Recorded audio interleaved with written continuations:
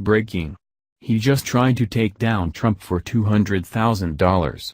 This is huge. Things are about to get very interesting in the constant fight to drain the D.C. swamp.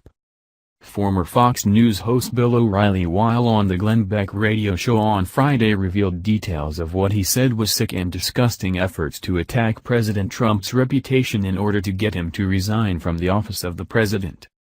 He also highlights the fact that this newly uncovered information raises serious doubts about the motives behind new allegations that have been made against himself, which caused him to lose his job at Fox News.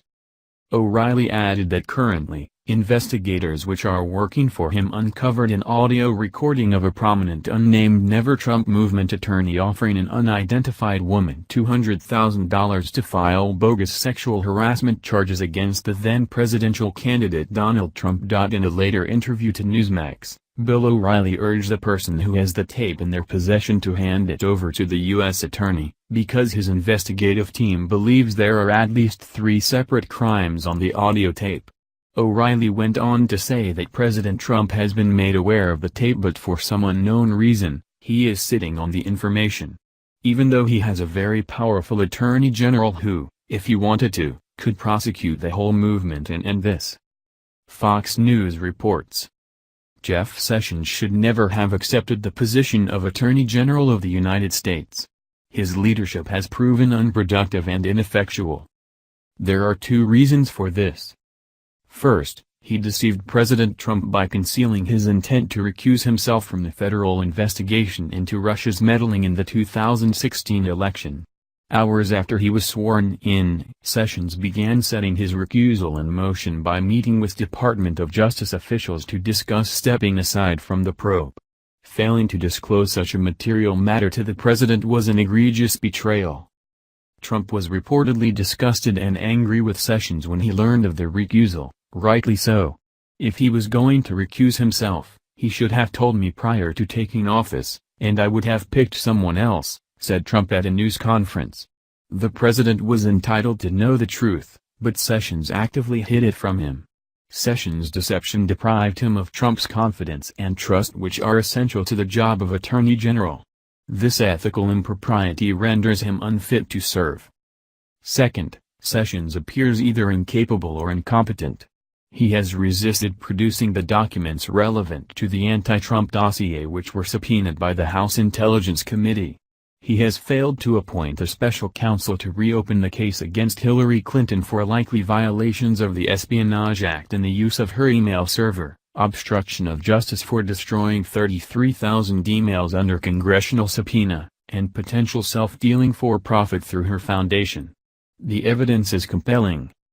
Moreover, Sessions has taken no action to investigate the unmasking of Trump aides during intelligence surveillance by the Obama administration. Evidence continues to mount that the incoming president was spied upon for political reasons. Transition officials were unmasked, perhaps illegally. And in one case, the unmasking was leaked to the media, which is a crime. Yet Sessions is twiddling his thumbs. And why hasn't Sessions investigated the possible criminal conduct of James Comey? The fired FBI director appears to have falsely testified before Congress, stolen government documents, and leaked them to the media. Jeff Sessions may have been a fine senator, but he has proven to be a feckless attorney general. He should resign. But before he does, he can attempt to rectify the wreckage he has wrought by initiating several necessary criminal investigations and/or appointing a special counsel to do so. James Comey. Comey was asked, under oath, by the House Judiciary Committee if he decided not to pursue criminal charges against Hillary Clinton before or after he interviewed her. He testified, after. Yet, a document uncovered by the Senate Judiciary Committee belies his testimony. A full 2 months before the FBI ever interviewed Clinton and her top aides, Comey drafted a statement exonerating Clinton. Absent some extraordinary explanation, it appears that Comey's investigation of Clinton was nothing more than a charade and that he may have lied under oath. If it can be proven, it would constitute the crime of perjury under 18 U.S.C. 1621 or a false statement under 18 U.S.C. 1001. This document establishes persuasive evidence that Comey predetermined that Clinton would not be charged. What prosecutor writes a statement absolving a suspect before the evidence is fully gathered, especially from the principal witnesses? No prosecutor I know of. Unless, of course, the fix was in. Unless someone instructed him to protect Clinton or he decided to do it all on his own with the presidential election hanging in the balance. Either way, it might well constitute obstruction of justice. It is a felony to interfere with a criminal investigation. It is also illegal to use your public office for a political purpose, if that is what Comey was doing. But Comey's misconduct and potential illegality don't stop there. As FBI director, he converted government documents to his own personal use and leaked at least one of them to the media. As FBI director, he crafted 7 presidential memorandums which are government property, took them into his personal possession when he was fired, and then conveyed one or more of them to a friend for the sole purpose of leaking them to the media. Under 18 U.S.C. 641, this could be a crime. Under no circumstances were these memos personal, as Comey claims. They were authored during the course and scope of his employment, composed on a government computer, shared with government employees, and pertained directly to meetings with the president that were central to his job as FBI director. Under the Federal Records Act, they are government records. This is indisputable, regardless of what Comey and his lawyers allege. They know this because Comey signed an unauthorized disclosure agreement promising that, under penalty of legal action, he would not disseminate workplace documents. If the facts are as stated, he should be prosecuted under the Privacy Act. Finally, 4 of the 7 memos were classified, according to the FBI. If Comey conveyed any of them to an outside source, this would constitute an unauthorized removal of classified documents, 18 U.S.C. 1924, or a violation of the Espionage Act, 18 U.S.C. 798, under which Clinton should have been charged when Comey was FBI director. The irony is lost on no one.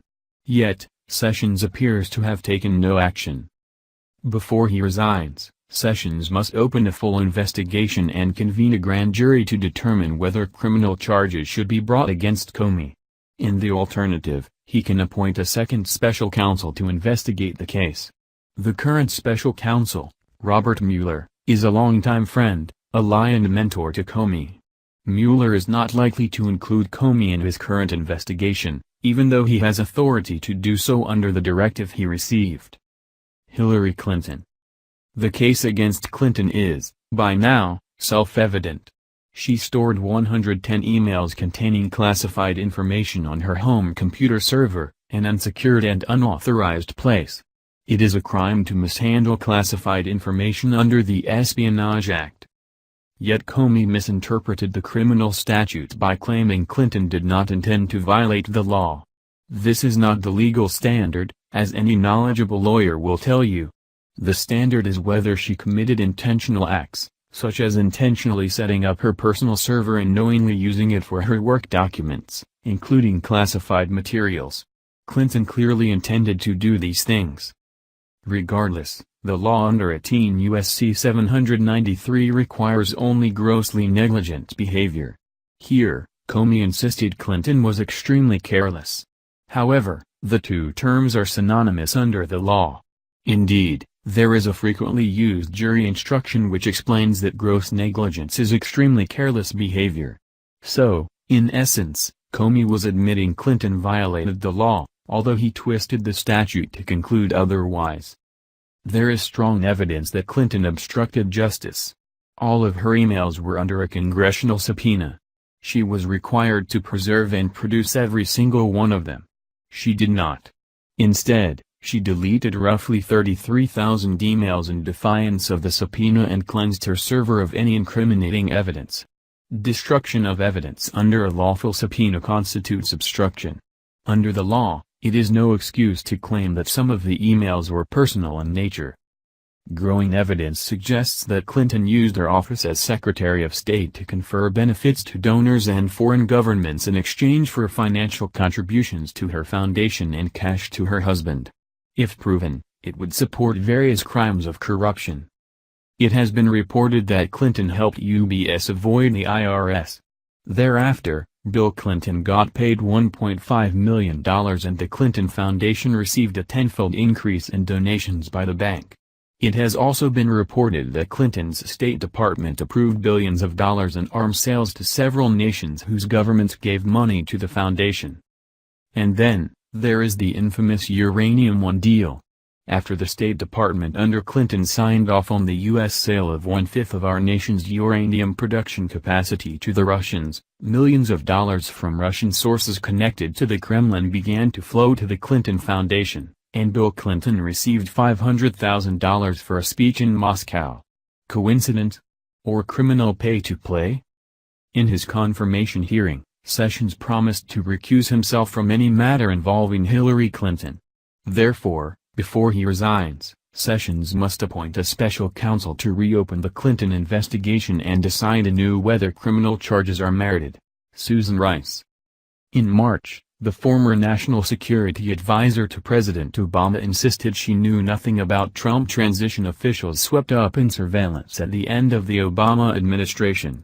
Her statement was not true, and not the first time Rice conjured a false narrative. When confronted with evidence to the contrary, she admitted she knew of the incidental collection and, further, she is the one who requested that names be unmasked. If Rice or UN Ambassador Samantha Power or any other person requested the unmasking of names for a reason other than national security, it is a crime. And so too is the leaking of those names to the media, which clearly occurred. Under the Hatch Act, it is against the law for a public official to use his or her office for a political purpose. Congress is vigorously investigating Rice and others. Yet Sessions seems detached and unconcerned. As the nation's top lawyer, he is duty-bound to pursue such a substantial breach of intelligence operations.